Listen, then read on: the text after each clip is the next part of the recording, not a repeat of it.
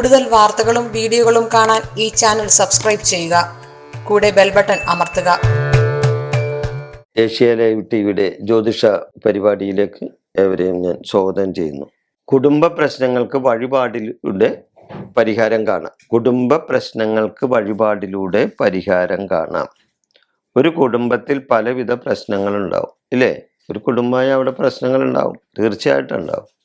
കുടുംബാംഗങ്ങൾ തമ്മിൽ അഭിപ്രായ വ്യത്യാസങ്ങളുണ്ടാവും. അതേപോലെ തന്നെ പല കാര്യങ്ങളും അഭിപ്രായ വ്യത്യാസം വരാനായിട്ട് വന്നു ചേരും കുടുംബാംഗങ്ങൾ തമ്മിൽ. അപ്പം എന്താണ്? അപ്പോൾ ഒരു കുടുംബത്തിൽ പലവിധ പ്രശ്നങ്ങൾ എന്ന് പറഞ്ഞാൽ എന്തൊക്കെയാണ് പ്രശ്നങ്ങൾ ഉണ്ടാകുന്നത്? കുടുംബദോഷങ്ങൾ, പലവിധത്തിലുള്ള കുടുംബദോഷങ്ങൾ വന്നു ചേരാം. അതുപോലെ തന്നെ കുടുംബ പരദേവതാ ദോഷം വരാം. കാരണം മിക്കവരും കുടുംബ പരദേവതയെ അടുത്ത് പോകില്ല. ചിലവർ കുടുംബ പരദേവതാ ക്ഷേത്രം അകലെയായിരിക്കാം, അതുകൊണ്ടായിരിക്കാം. എന്നാൽ വർഷത്തിൽ ഒരു പ്രാവശ്യമെങ്കിലും നിങ്ങൾ അവിടെ പോയി നിങ്ങളുടെ കുടുംബ പരദേവതയെ വന്ദിക്കണം. അങ്ങനെ ചെയ്താൽ അത് നല്ല കാര്യമാണ്. അപ്പോൾ ആ ദോഷങ്ങൾ മാറാനുണ്ട്. അപ്പോൾ കുടുംബ പരദേവത കോപം മാറിക്കിട്ടും.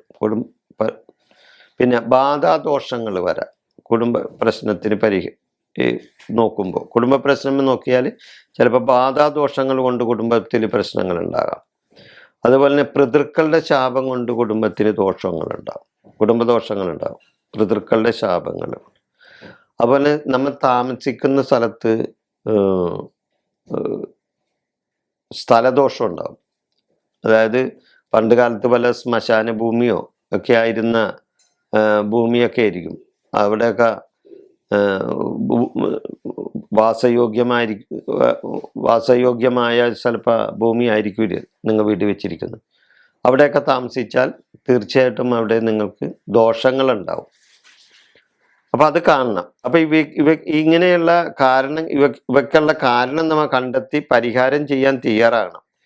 ഇത് ചെയ്യാത്തിടത്തോളം കാലം കുടുംബ പ്രശ്നങ്ങൾ നീണ്ടുപോകും.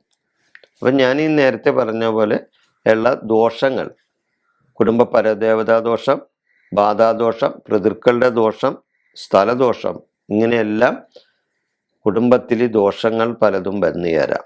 അതെല്ലാം നമുക്ക് ഓരോരോ വഴിപാടുകളിലൂടെ നമുക്കത് പരിഹരിക്കാൻ സാധിക്കും. രോഗം അറിഞ്ഞ് ചികിത്സിച്ചാലേ രോഗം മാറും, ഇല്ലേ? രോഗം മാറണമെന്നുണ്ടെങ്കിൽ രോഗം എന്താണെന്ന് അറിഞ്ഞിട്ട് വേണം മരുന്ന് കഴിക്കാൻ. അപ്പോൾ രോഗം അറിഞ്ഞ് ചികിത്സിച്ചാൽ രോഗം മാറും. അതുപോലെ ദുരിതങ്ങൾക്ക് കാരണം നമ്മൾ കണ്ടെത്തണം. അപ്പം വെറുതെ എന്തെങ്കിലും കുറെ വഴിപാട്, വീട്ടിലൊരു പ്രശ്നം വരുമ്പോൾ അല്ലെങ്കിൽ വീട്ടിലൊരു കലഹം വരുമ്പോൾ എന്തെങ്കിലും ഒരു വഴിപാട് ക്ഷേത്രത്തിൽ കൊണ്ട് നടത്തിയിട്ട് കാര്യമില്ല. അത് നടത്തേണ്ട വഴിപാടുകൾ നടത്തിയാൽ അതിന് പരിഹാരം ഉണ്ടാവുള്ളൂ. അപ്പം അതിനനുസരിച്ചുള്ള ആ പരിഹാരം എങ്ങനെ കണ്ടുപിടിക്കാൻ പറ്റും?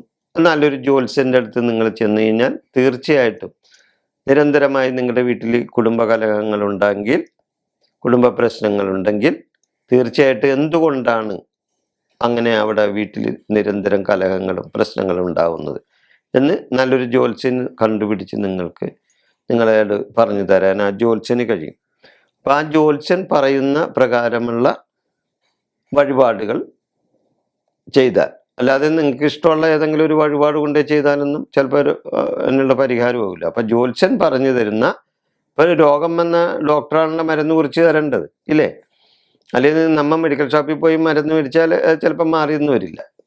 അപ്പം രോഗം എന്താണെന്ന് അറിഞ്ഞ് ഡോക്ടർ നമുക്ക് മരുന്ന് നിർദ്ദേശിക്കും. അതേപോലെ നമ്മുടെ ദുരവസ്ഥ എന്താണെന്ന് മനസ്സിലാക്കിയിട്ട്, അല്ലെങ്കിൽ നമ്മളുടെ കുടുംബ പ്രശ്നങ്ങൾ എന്താണെന്ന് മനസ്സിലാക്കിയിട്ട് ആ ജ്യോത്സ്യൻ അതിനുള്ള പരിഹാരം കുറിച്ച് തരും. ആ പരിഹാരങ്ങൾ ചെയ്താൽ തീർച്ചയായിട്ടും അതിന് ഫലം ഉണ്ടാവും. എന്ത് വഴിപാടാണെങ്കിലും ചെയ്യേണ്ട വിധത്തിൽ ചെയ്താൽ തീർച്ചയായിട്ടും അതിന് ഫലം കിട്ടും. ഒരു സംശയമില്ല കാര്യത്തിൽ. ഈ വിഷയം ഞാനിവിടെ അവസാനിപ്പിക്കുന്നു. നിങ്ങൾക്ക് നന്ദി, നമസ്കാരം.